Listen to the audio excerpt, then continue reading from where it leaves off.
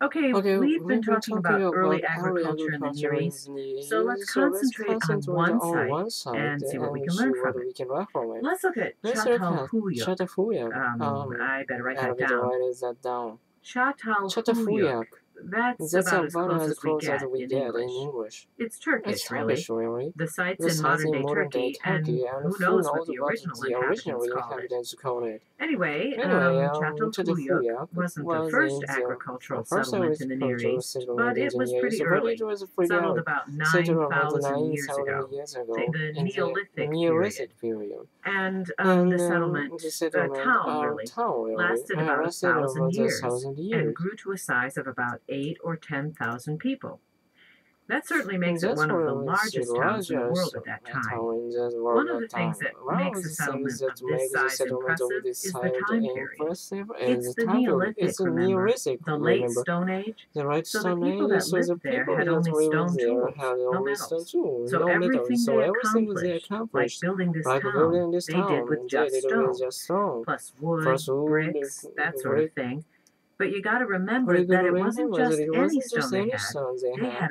They had obsidian. And obsidian is a black, volcanic, well, almost like glass. It flakes very nicely into really sharp points. The sharpest tools of the entire Stone Age were made of obsidian. And the people of Çatalhöyük got theirs from further inland, from central Turkey.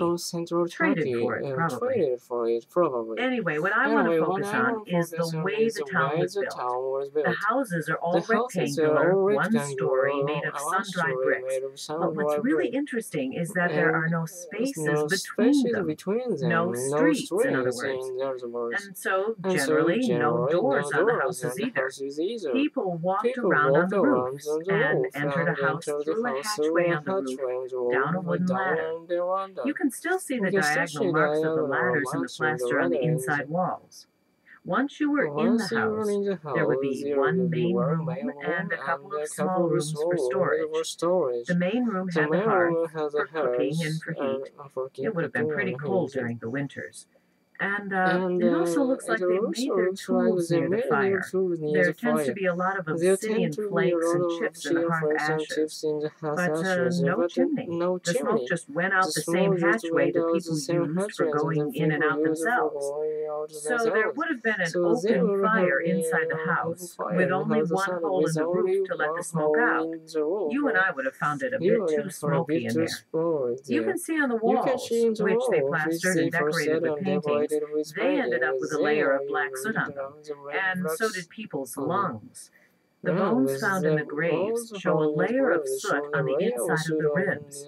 And that's another unusual feature of Çatalhöyük, the burial sites. The graves have all been found under the houses, right under the floors.